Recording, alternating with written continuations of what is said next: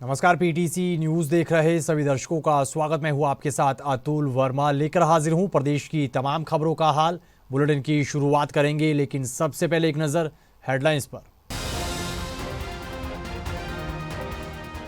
किसान नेता डल्लेवाल के आह्वान पर खनौरी बॉर्डर पर हुई महापंचायत। देश भर से किसान हुए शामिल। मंच से बोले जगजीत डल्लेवाल, हम ही जीतेंगे मोर्चा। खनौरी बॉर्डर के अलावा टोहाना में भी हुई किसानों की महापंचायत। राकेश टिकैत समेत अन्य किसान नेता हुए शामिल। सड़क हादसे में किसानों की मौत पर रखा गया मौन। पीटीसी न्यूज ने किसान नेता राकेश टिकैत और जोगिंदर उग्राहा से की बातचीत। राकेश टिकैत ने खनौरी बॉर्डर पर चल रहे आंदोलन पर दी प्रतिक्रिया। हिसार में घने कोहरे के कारण भीषण सड़क हादसा, 4 लोगों की हुई मौत। हिसार चंडीगढ़ नेशनल हाईवे की है घटना।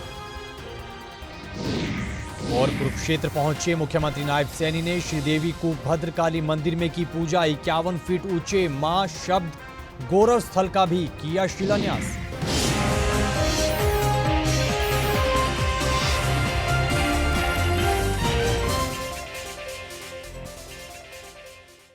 चलिए बुलेटिन की शुरुआत करेंगे बड़ी खबर के साथ। न्यूनतम समर्थन मूल्य यानी एमएसपी की मांग को लेकर बीते 40 दिन से अनशन पर बैठे किसान नेता जगजीत सिंह डल्लेवाल के आह्वान पर खनौरी बॉर्डर पर महापंचायत हुई है, जिसमें देश भर से बड़ी संख्या में किसान शामिल हुए।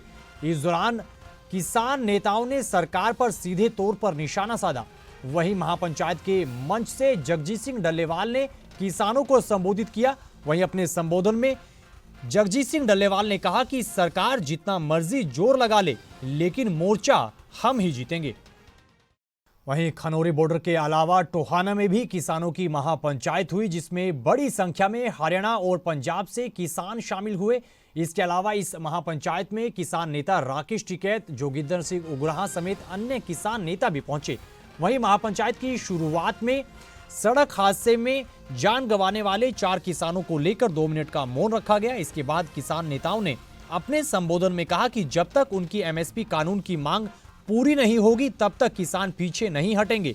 इस दौरान किसानों ने भाजपा सरकार पर भी निशाना साधा। किसानों द्वारा लंबे समय से किए जा रहे आंदोलन के बाद आज टोहाना में एक किसान महापंचायत का आयोजन किया गया, जिसमें हरियाणा के किसानों के साथ साथ पंजाब के किसान भी भारी संख्या में एकत्र हुए। आप देख सकते हैं कि इतने लोग पंडाल में बैठे हुए, उससे ज्यादा बाहर भी लोग एकत्र हुए हैं, किसान एकत्र हुए हैं। इनकी डिमांड है कि जब तक हमें एमएसपी की गारंटी नहीं दी जाती या अन्य मांगों पर हमारे पर गौर नहीं किया जाता या उन्हें पूरा नहीं किया जाता, ऐसे ही आंदोलन जारी रहेगा। वहीं टोहाना में हुई महापंचायत में किसान नेता राकेश टिकैत भी शामिल हुए, जिनसे हमारे पीटीसी संवाददाता सतीश अरोड़ा ने खास बातचीत की। इस दौरान बातचीत में राकेश टिकैत ने क्या कुछ कहा, खनौरी बॉर्डर पर चल रहे आंदोलन को लेकर क्या कुछ बोले हैं, सुनेगा। उनका तो आंदोलन चला हुआ है वहाँ पे, उस कमेटी का आंदोलन तो पिछले 10-11 महीने से चला हुआ है।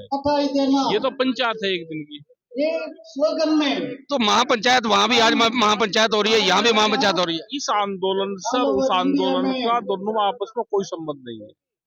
वो भी चल रहा है, वो वहाँ की कमेटी उसको चला रही है, और यहाँ पे ये पंचायत है।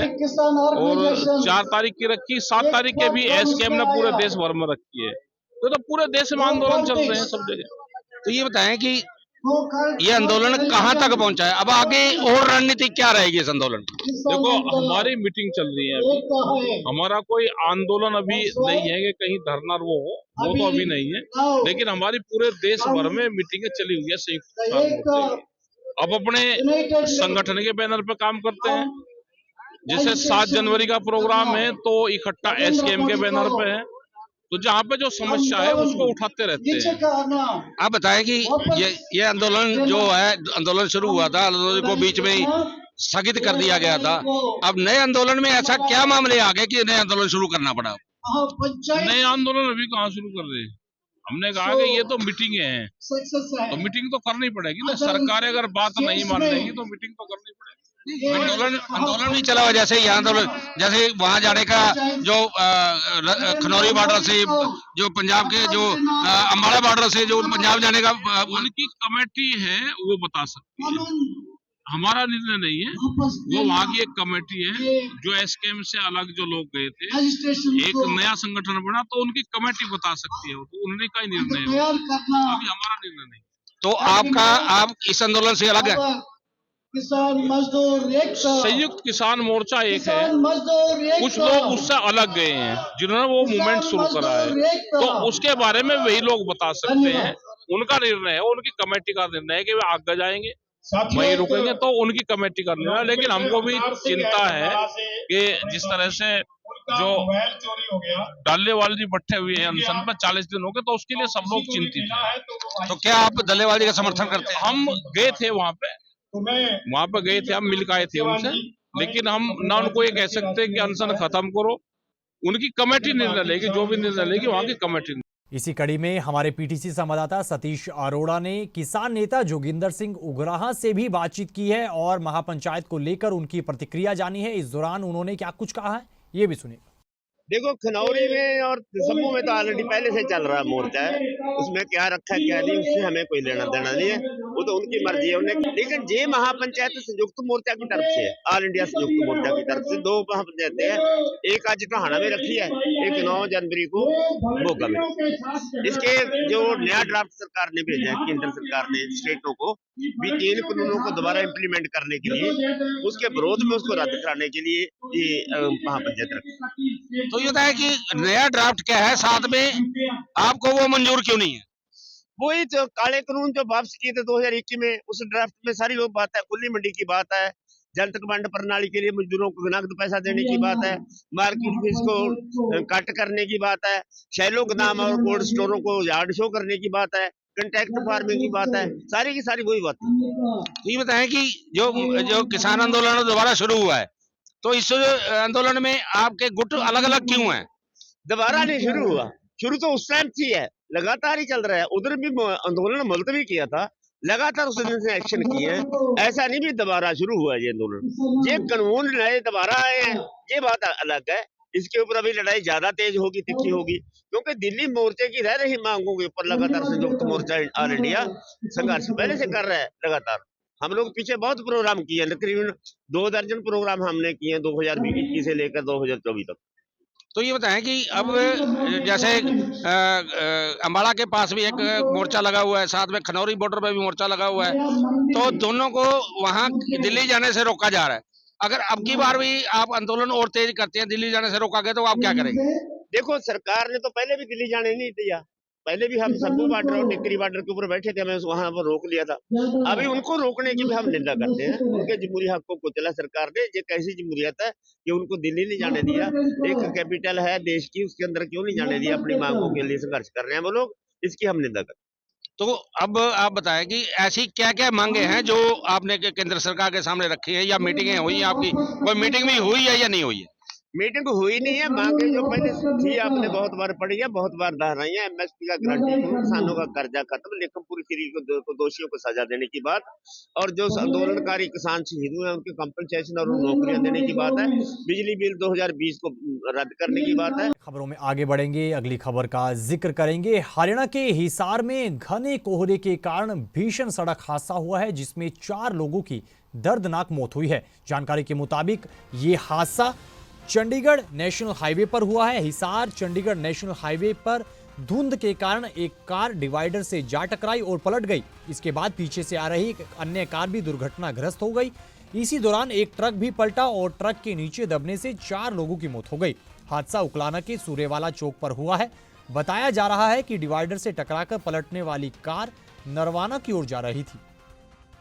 इधर हरियाणा के मुख्यमंत्री नायब सिंह सैनी के निर्देश पर सभी जिलों के उपायुक्तों को जरूरी दिशा निर्देश जारी हुए हैं। जानकारी के मुताबिक अब से सभी जिलों के डीसी साप्ताहिक समन्वय मीटिंग करेंगे और महीने के एक दिन एक गांव में रात्रि ठहराव करेंगे। उनके साथ संबंधित जिले के एसपी भी मौजूद रहेंगे। वहीं इस दौरान रात्रि ठहराव में डीसी और एसपी ग्रामीणों के साथ संवाद करेंगे और उनकी समस्याएं सुनेंगे और रात्रि ठहराव की मासिक रिपोर्ट मुख्य सचिव कार्यालय को भेजेंगे।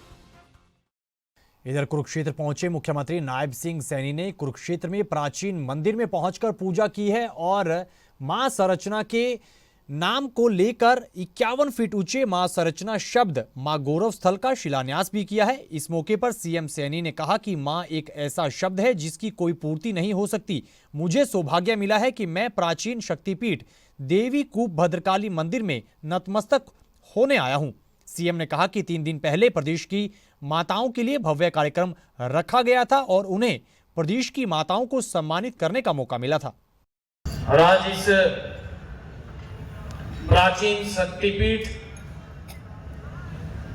मां का यहाँ पर पहले ही मां विस्थापित है। अब उस मां का रूप यहाँ पर हम सबको देखने को मिलेगा। ये हमारे लिए बड़े गर्व की बात है। इस प्राचीन स्थल से मैं पहले भी जुड़ा रहा। समय समय के ऊपर यहाँ पर मुझे आने का अवसर मिला है और उस मां शब्द से वो भावना हम सब में उसको देखने से ही आएगी कि मां वो शब्द है जहां प्रेम है, मां वो शब्द है जहां ममत्व है, मां वो शब्द है जिसका कोई आकार नहीं है। और अब बात मौसम की करेंगे। हरियाणा में इस वक्त कड़ाके की ठंड पड़ रही है। प्रदेश के अलग अलग हिस्सों में घने कोहरे का असर भी देखने को मिल रहा है। 2 तस्वीरें हम आपको दिखा रहे हैं। सोनीपत और अंबाला की ये तस्वीर है जहां घने कोहरे और शीतलहर चलने के कारण आम जनजीवन प्रभावित हो रहा है। वहीं कोहरे के कारण विजिबिलिटी कम होने से सड़क और रेल मार्ग प्रभावित हुए हैं। स्थानीय लोगों की माने तो पिछले 3-4 दिन से कोहरा होने और ठंड के कारण दिनचर्या प्रभावित हुई है। इधर मौसम विभाग ने कोहरे को लेकर सोनीपत, पानीपत, यमुनानगर समेत अन्य जिलों में पहले से ही अलर्ट जारी किया हुआ है। मौसम तो खराब है जी, कुहासा है, ज़्यादा धूप पड़ रहा है, गाड़ी घोड़ा इधर से उधर लाइट जला के चल रही है। कितना ज़्यादा कोहरा देख रहे हैं आप सड़कों पे? अब कोहरा करीब 30 मीटर से बाद दिखाई नहीं दे रहा है। तो इतना ज़्यादा मौसम खराब हो गया है, जैसे कोहरा पड़ रहा है और आने जाने में लोगों को दिक्कत हो रही है। आप लोगों को क्या परेशानी आ रही काम करने में? परेशानी करने का यही है कि यहाँ खड़े हैं, सिक्योर करके बैठे हैं, कोई काम धंधा चल नहीं रहा है। मौसम धुंध पड़ रही है, बहुत ज़्यादा ठंड हो रही है, आने जाने में दिक्कत हो रही है। कितना ज़्यादा कोहरा पड़ा हुआ है? बहुत ज़्यादा दिखता नहीं है। तो किस तरह से अभी जा रहे हो सर्दी में? बस इधर कोई जा रहे हैं, देखते हैं काम वाम की तलाश में। धुंध है ज़्यादा, इस समय दिखाई नहीं दे रहा और लोगों को परेशानी होती है आने जाने के लिए और काम काम भी नहीं मिल रहा है। तो सुबह सुबह कितनी सुनसान सड़कें हैं कोहरे की वजह से? कोहरे के उस पर तो दिखाई नहीं दे रहा जी आगे कुछ, इस वजह से कोई व्हीकल भी दिखाई नहीं दे रहा और सवारी भी हमारे काम करने के लिए कुछ है नहीं। खबरों में आगे बढ़ेंगे, अगली खबर का जिक्र करेंगे। अर्जुन अवार्ड के लिए चयनित होने पर हरियाणा के सोनीपत के पैरा एथलीट धर्मवीर सिंह ने खुशी जाहिर की है, लेकिन इस दौरान नौकरी ना मिलने को लेकर उनके चेहरे पर टीस भी साफ तौर पर नजर आई। धर्मवीर सिंह ने कहा कि अर्जुन अवार्ड के लिए उनका चयन किए जाना बहुत ही खुशी की बात है, लेकिन अर्जुन अवार्ड मिलने के साथ अगर सरकार उन्हें नौकरी भी देती तो उन्हें इस बात की दोहरी खुशी होती। देखिए, बड़ी खुशी का पल है। एक खिलाड़ी का मेरे ख्याल से सपना होता है कि भाई एक ओलंपिक में मेडल हो और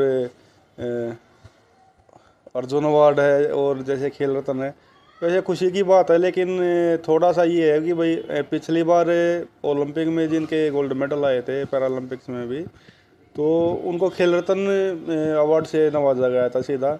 तो हम भी उम्मीद कर रहे थे कि भाई हमको भी खेल रत्न दिया जाएगा। लेकिन चलो ठीक है, जो भी सरकार ने अपनी तरफ से दिया है, बड़े खुश हैं। लेकिन एक थोड़ी सी मायूसी की बात यह है कि भाई Olympic gold medallist, world championship और एशियन में मेरे मेडल हैं, तो इससे ज़्यादा तो एक खिलाड़ी क्या दे सकता है और एक कोच अपने स्टूडेंट से क्या उम्मीद कर सकता है। तो ये थोड़ी सी मायूसी की बात लग रही है। जॉब को लेके हमारा ये मसला है कि 18 के एशियन मेडल पे कुछ बच्चों को क्लास 1 की जॉब दे दी गई थी और कुछ रह गए थे। तो लेकिन ये आज तक किसी के पास, अधिकारियों के पास या सरकार के पास कोई जवाब नहीं है कि भाई जिनको जॉब दी उनको किस बेस पे। इस खबर के साथ फिलहाल इस बुलेटिन में इतना ही, लेकिन पीटीसी न्यूज़ पर खबरों का सिलसिला बदस्तूर जारी है। आप बने रहिए पीटीसी न्यूज़ के साथ। फिलहाल के लिए दीजिए इजाज़त। नमस्कार।